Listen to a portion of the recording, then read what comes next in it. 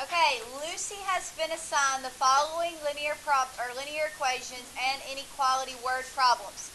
Help her solve each problem and include the following: defining the variable, setting up an equation or inequality, solve the equation or inequality, and make sure you answer the question and that the question makes sense. Okay, number 1. The sum of 38 and twice a number is 124. Find the number. Okay, well first we need to set up the equation. And the reason I know this is an equation is because of which word in that statement? You can have an inequality with the word sum. How do I know it's an equation? Is means equal. So that's how I know it's going to equal 124, making it an equation. Pay attention. Sum just means you add two things. And what are we adding? 38 and 2x. Okay, now to solve for x, what do we do first?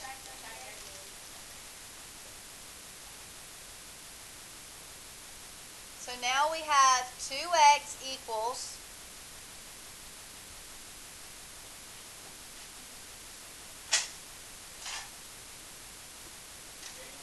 86. The last step to isolate the x is do what? Divide by the 2.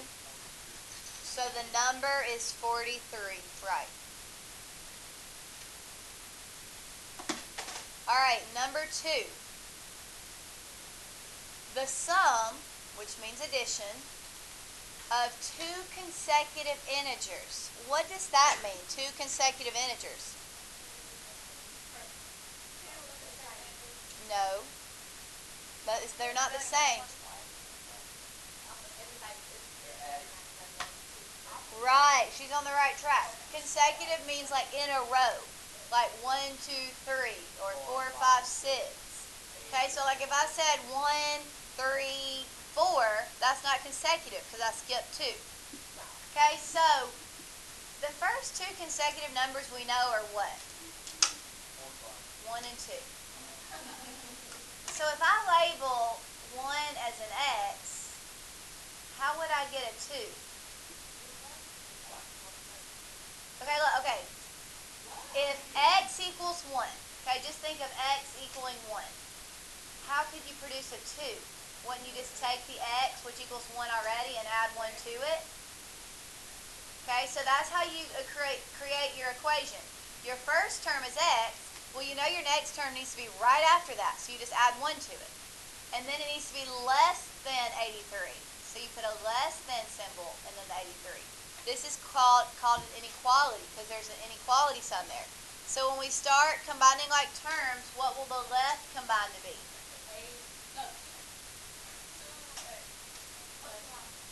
Is less than 83. Now to solve for x, what do we do next? Correct. So 2x is less than 82. Now what do we do?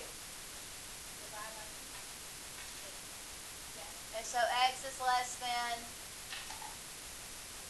41. Your answer has to be less than 41, or your x value. So what's less than 41? 40. So if x has to be 40, what would that make the next number? 41. What do those add up to be? 81. Is that less than 83? Yes, so those numbers work. Why could it not have been 41 and 42? Right, and if you wrote that, is that a true statement? 83 is less than 83? That would only work had there been an equal to bar, and since there wasn't, it had to be these two numbers. Does that make sense? Okay, number 3. A rectangle is 12 meters longer than it is wide. Its perimeter is 68 meters. Find its length and width. First, draw a diagram. So first, go ahead and draw a rectangle.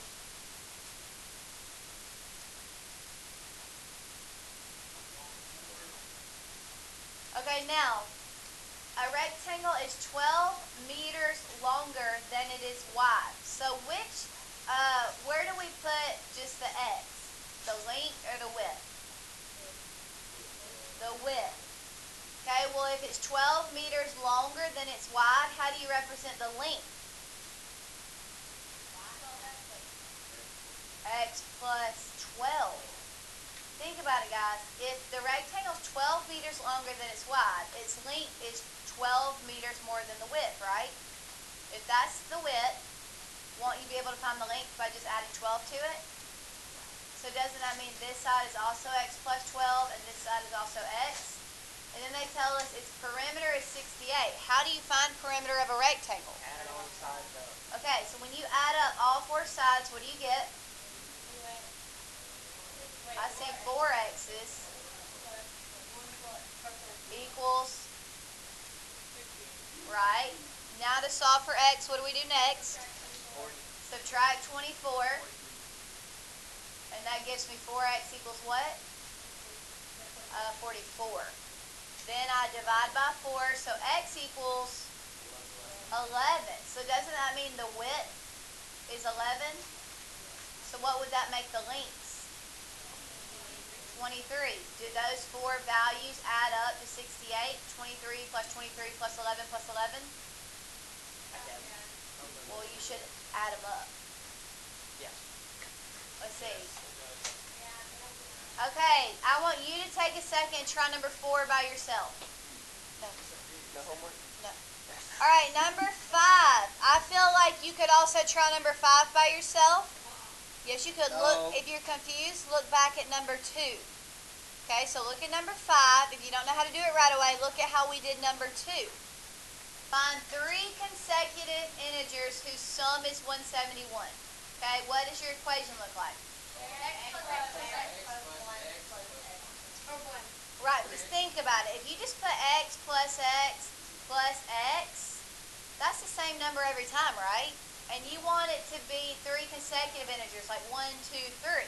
Well, to get it to go up each time, you need to add 1 to this one and add 2 to this one. Yeah, like, okay, like the first 3 consecutive numbers we know are 1, 2, and 3. So if x is 1, this is 1 plus 1, which is 2. This is 1 plus 2, which is 3. Okay, and then they sum up to 171. You just make that up. You just decide.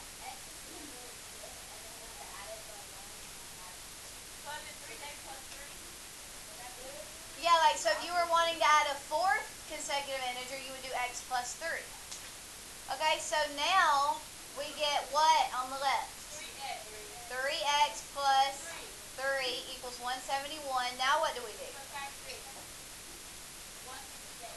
So 3x equals 168, and now what do we do? Okay, so x equals 56. So doesn't that mean that this first number is 56 because it's the regular x?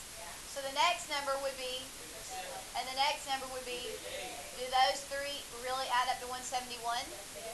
Okay, try number 6, but read it well. X plus 2, because think about it. If x is 2, this is 2 plus 2, which is 4. To get 6, you'd have to do 2 plus 4, which is 6. And to get 8, when you have to do 2 plus 6, which is 8. Now you add them all up, and they equal up to what? Well, I meant on this side, 244. On the left side, they equal up to, okay? And then we do what? Okay? So 4x equals, and now so x equals 58. Okay, so our numbers aren't really 2, 4, 6, and 8 for this problem. We were just using those helping us set up the equation. Our first number is 58. So our next number would be, and our next number would be, and then now check and make sure those 4 numbers really add up to 244. Okay, number 7. Alex has twice as much money as Jennifer. Jennifer has 6 less than Shannon.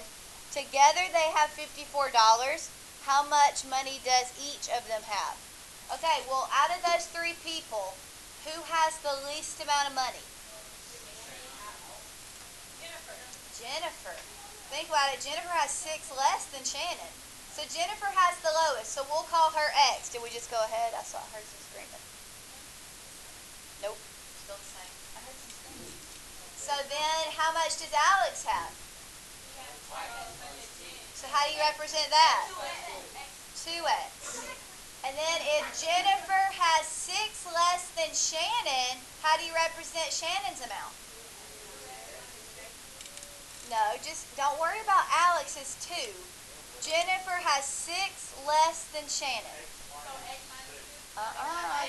X plus 6. Think about it. If Jennifer has 6 less, that means Shannon has 6 more, right? Now when you add them all up, they total up to 54. Now finish it from it. What do you get when you combine the left side? 4x plus 6 equals 54. 4x plus 6 equals 54. Now what? And that gives us 4x equals 48. So now divide by 4 on both sides. And so x equals 12. So who is it that has $12? Jennifer. So that means Alex has how much? And that means Shannon has, do those amounts really add up to 54? Okay, let's try the last one. There are 3 exams in a marking period. A student received grades of 75 and 81 in the first 2 exams. Okay, what grade must a student earn on the last exam to get an average of no less than 80 for the marking period? Maggie, what does no less than mean? If you say you want no less than an 80, you want what? Or above. So isn't that greater than or equal to 80? Okay, now, aren't these just the first 2 scores? But we don't know the third score. How is it that you take an average? I have no clue. Right, add them up and divide by how many you're adding up, which is 3. So now what should we do next? 102.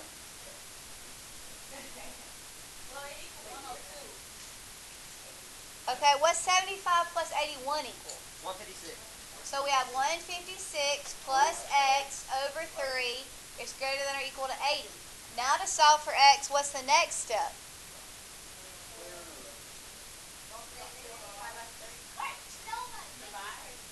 You guys, it's already divided by 3. You got to do the opposite of divide by 3, multiply by 3.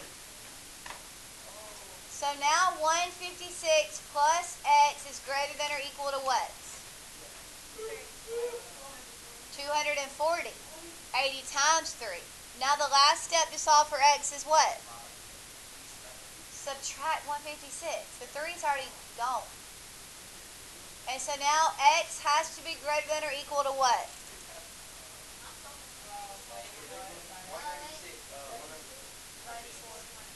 What? 84. Yeah, so that means this kid, if they want an 80 average, their third test has to be an 84 or higher to make at least an 80. All right. Okay.